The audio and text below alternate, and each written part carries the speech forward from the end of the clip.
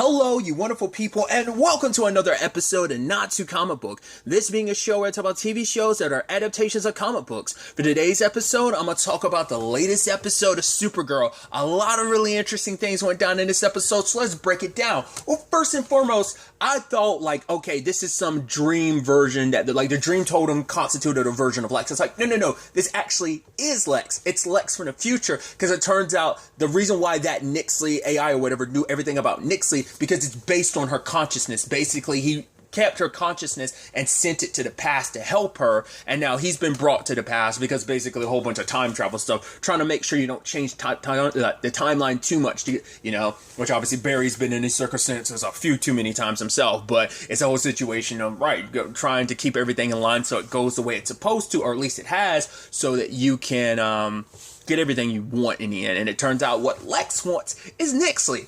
Never would I have guessed that this is the storyline they would go down. I guess because I've never seen Lex Luthor in love.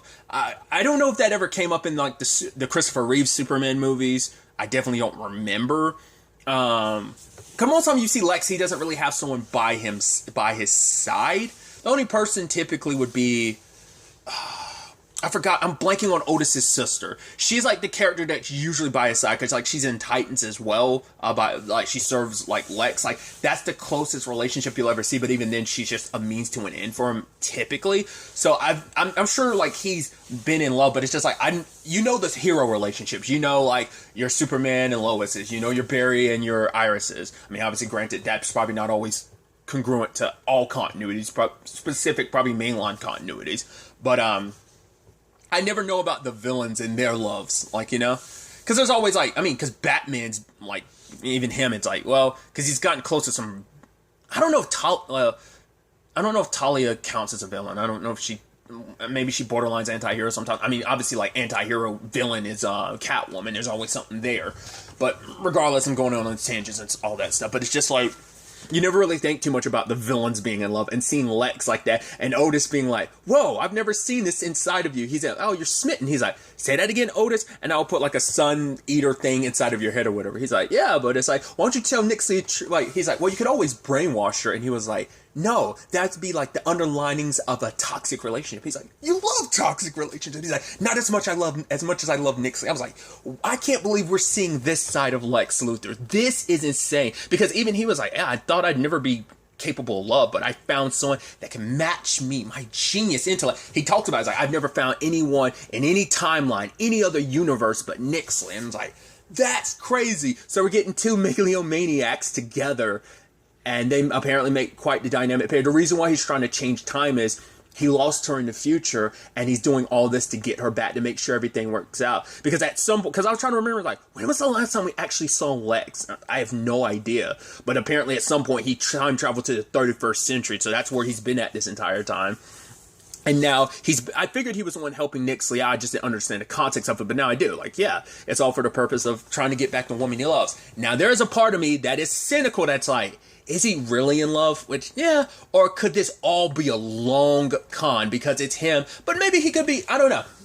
I just love that. It's interesting. If it's sincere, which I think it might be, but I don't know if this is the greatest con Lex Luthor has ever pulled.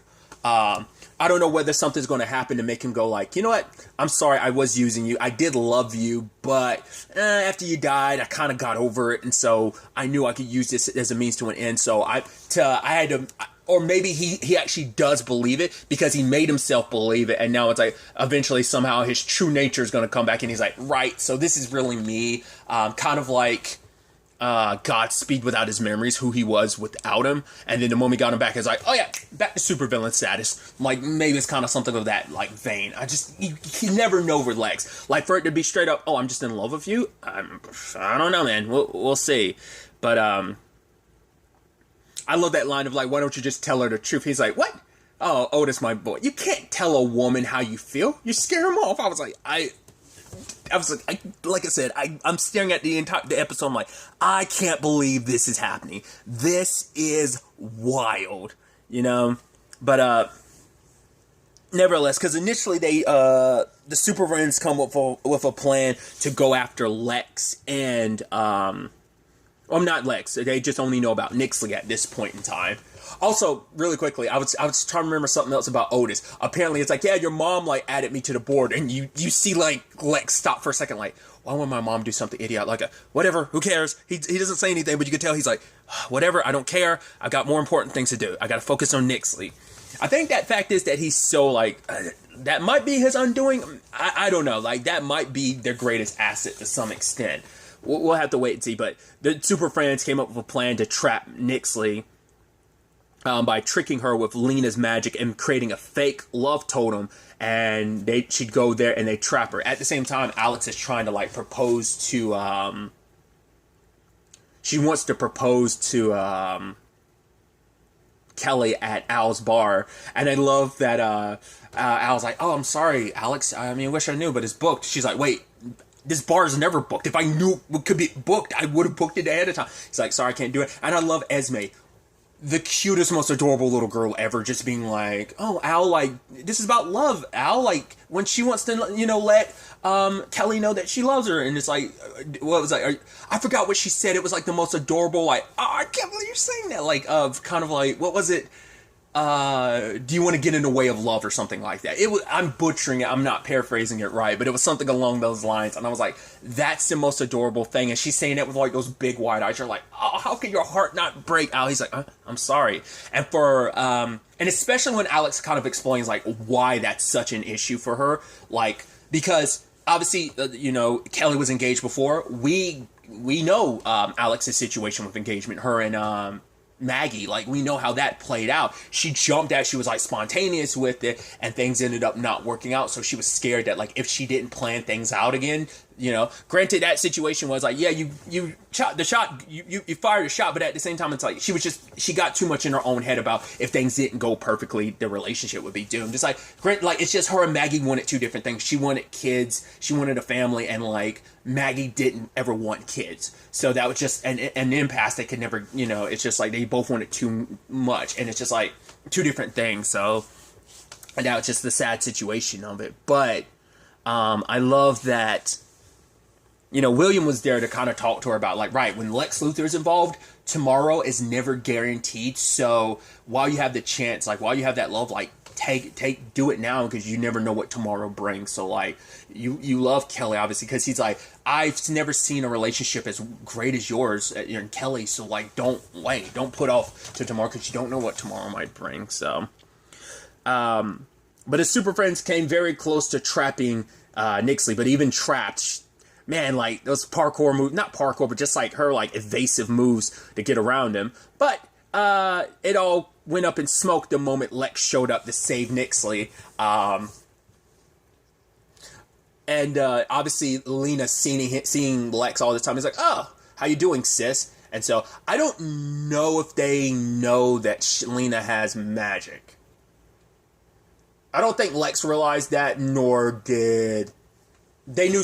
I don't know if they they never said it out loud, so I don't know if they ever put it together that Lena's the one that was doing magic. So I think she's still a little bit of an ace in their hole, because they don't really know. Lex definitely isn't counting for that, not unless he knows about Lena's magic. I don't know. It was in the future, so maybe he picked up certain things, or maybe he was just so focused on his own situation, he was like, I don't care what my sister's up to. Or maybe he's like, you know what, I'm curious what happened to my sister. Wait, this and that. Oh, she has magic. So maybe there's something of that nature. But he saved Nixley, and obviously the whole thing is like, no, like, the worst possible combination is here.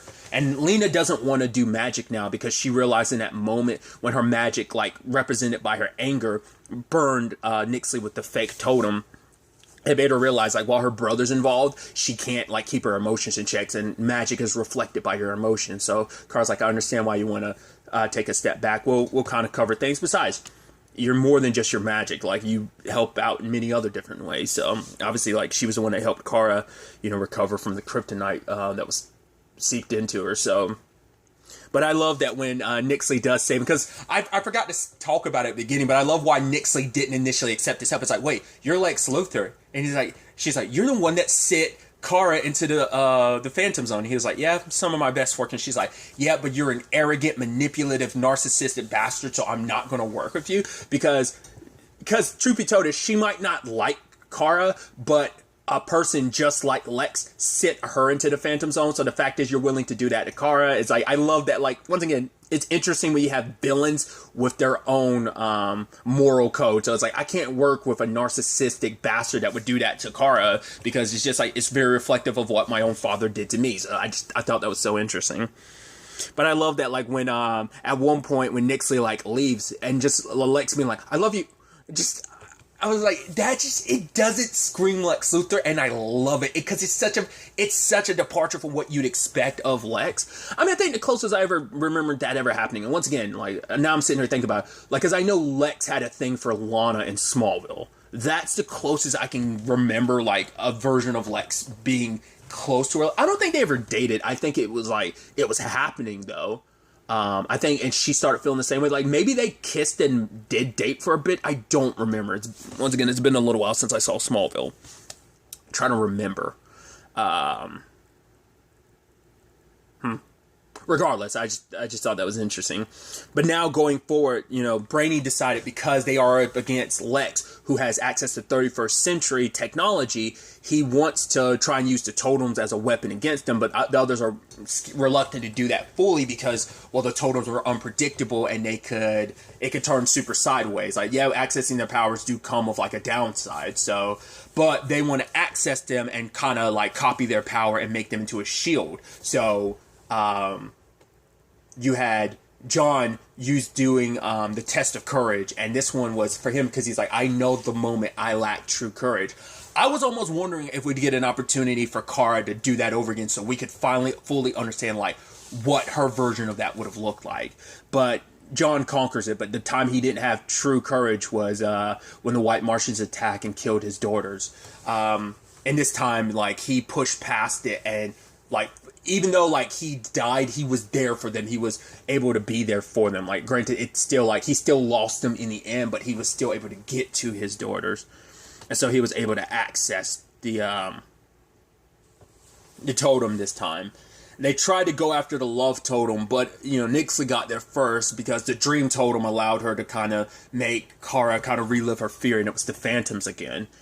But the love totem is unpredictable because, unlike the other totems which stick in one place, the love totem apparently is constantly moving, which makes it kind of an annoying totem in that regard. I wonder, is there any situation what makes it just fully stay where it is? Or at the very least, it stays there for a little bit of time, I think. But regardless, John, you know, talks about, what I thought was kind of an interesting thing, that, like, despite, you know, even with the Courage Totem test, he still wasn't able to save his daughter. And, like, looking at Kara in danger like that, he felt like, oh, I'm sorry I wasn't there for you. Obviously, Kara found herself back there in that feeling of, you know, feeling alone and powerless. But, like, I think John's the one that suggested, like, the thing that fear, what that totem taught you, as well as my courage totem taught me, or it might even been Kara that said, but the fact is, our fear is something that we can conquer. Like, no fear is like that you can overcome any fear. And so, like, fear has kind of been holding them back, because the thing Brady was saying is that using the totems as a shield, they're more powerful as a weapon. So they've only been using them at half force. That's why the shield didn't work, because it's only more powerful as a weapon. So they have to start using them as such. So Kara wants to channel humanity into Nixley and Lex, but it would draw upon her own humanity, because that was her fear too, of like, yeah, if I let the humanity totem take away my humanity, I'll be that. I'll be like a phantom, cold and just unfeeling. So she can't. Last thing the world needs is a Kryptonian running amok like that. I mean, obviously, this world or maybe a different world, depending on once again how they handle that continuity. Had that with spoilers for Superman and Lois, but regardless, she talks Lena into using her magic. Like, right, protect me from too much of my humanity being drawn out as we kind of try and give it to Nixley again. But Lena's scared because, like, yeah, like, if I use my magic again, it's like, yeah, but the difference is, like, you feel like you're alone, but you're not. You're worried because, like, Lex, you wanted to, you know, as his family, he wanted to make you into a monster, and you were scared, like, no one was ever going to be there to pull you back when you're too far. But it's like, no, neither one of us is alone in this, like, because, like, Kara's like, the difference between Nixley is, like, with the humanity thing, it's like, I have all of you to pull me back, and you have us. We're your family, not Lex. So we're in this together. That's the difference between them. Like, he's no longer your family, and Nixley's going at this alone. Granted, not as much as alone anymore, but we're here to back you up. So, she trusts Lena to do it. So when the time does come, though, because it turns out, when Alex shows up, the owls, because she wants to make that moment, like, oh, it turns out Kelly had planned it out. Esme is like, oh my god, you both had the same idea. The reason why Owls was booked is because Kelly had booked it. So William was a part of this, and it was so adorable. And everything like Alex wants to say, Kelly was saying, just kind of like, yeah, we're a perfect match. Like, this is just more than love. I was like, oh, this is so beautiful. And they had their daughter with them too. And I love that, like, she's like, will you marry? And they're just like, wait. It's like, let me do this, because she's about to pull out her ring, but then she pulls out. I thought her ring turned into the love totem, but it's like, no, it was just in her pocket. She's like, wait, is that? It's like, the love totem. I was like, uh-oh. So Lex and Nixley show up. Kara and John went toe-to-toe with them, but with the help of the humanity totem, they were able to kind of almost influence her, but she kept pushing back against it. Luckily, Lena's spell made it so that Kara wouldn't be too affected by it, but when the time came, though, Lex decided to choose Nixley over the love totem, and that in itself, after he finally tells her the truth about, like, right, I love you, we were in love, and I died, and when you died, I feel like a part of me died, so that's why he's doing all he's doing. And Nixley's like, no one's ever selflessly sacrificed anything they want for me the way you did tonight. So at the very least, we can be friends. So it's like, hey, that's a start. We can start off with friends. And we can fall in love all over again, because he knows probably all there is to know about Nixley. So, and once again, it's so interesting, like, while you have Kelly and Alex's love as they're getting engaged, because once again, Alex is like, I know it's ridiculous, and now I realize it's insane that I was so caught up in believing, like, if we didn't have the perfect proposal, like, our relationship would be doomed, but,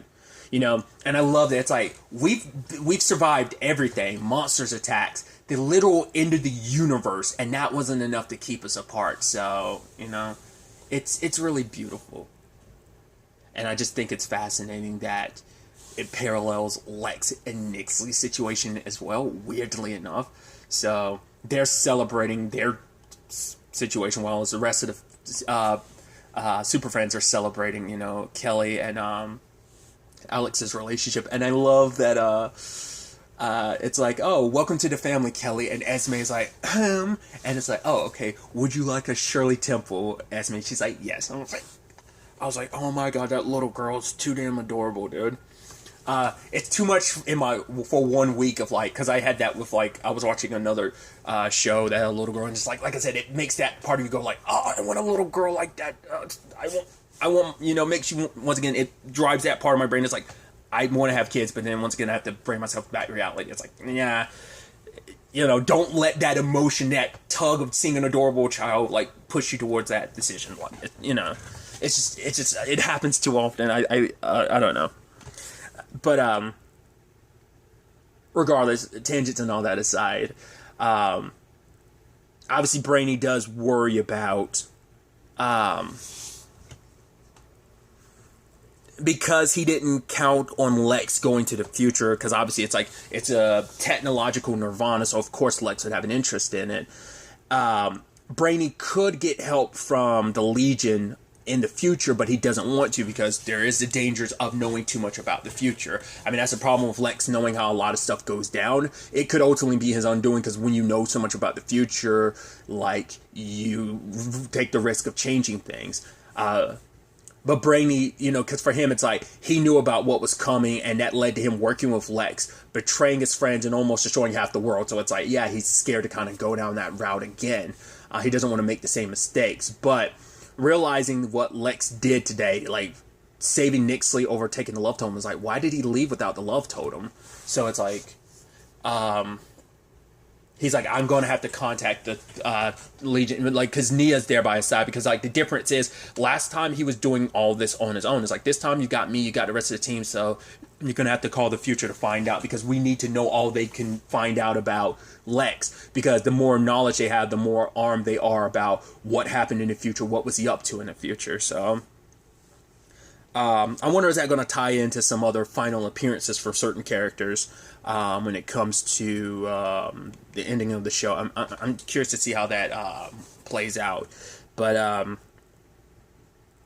obviously Lex does have the hope totem, because he brings up the fact is that the totems, even if they're destroyed, it's kind of like, essentially it's like the Infinity Stones. Well, the Infinity Stones can't be destroyed in the Marvel universe, at least the comics. They can be in the movies, but even if the vessel is destroyed, the energy will always exist. Like, you know, because like that's the whole thing of like energy. Like a body might die, but that energy will always exist. It just takes on a new form. So the hope totem found another vessel at some point in time. So either that's present day, or maybe it took on a different form in the future, and he brought it back with him.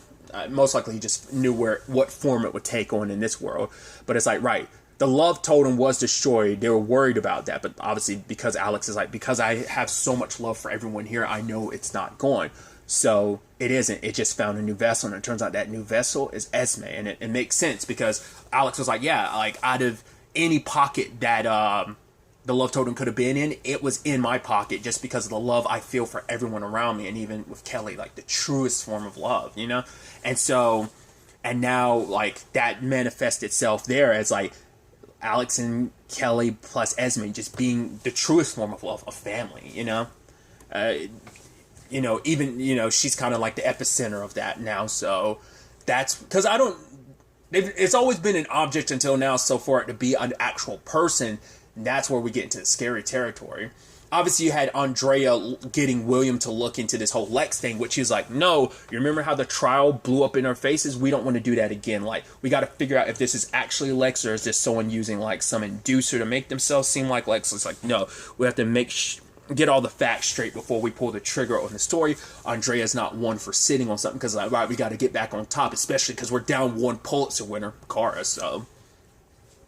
But it turns out the person William is meeting with is Otis, and I'm like, so Otis is your insider. He is, like, I guess he's, like, your connecting Lex Corp, because he has, well, L Corp, because he has been on the board of directors, or whatever now, so. But I'm wondering, like, is that real, or is Otis going to lead you astray? Maybe he was always your inside source. Maybe that's, once again, one of those, because I'm trying to remember, has he been a bad guy post Crisis on Infinite Earths? I don't remember if I don't know if this is I don't think this is his first time popping up post. I don't know. Like, maybe that's just one of the things that have shifted and changed, but whether he can be trusted or not, we'll have to wait and see. But it's definitely going to be interesting to see where the next episode takes us with all of this. We're down to the wire, ladies and gentlemen, because there's only 3 episodes left in the show, so it's definitely going to be interesting to see where the next episode takes us with all this, where what it sets up for the approaching end. We'll have to wait and see. But really, that's all I want to talk about. Till the next time we meet, be happy, be safe, live life to the fullest, and enjoy it. Good day, and goodbye.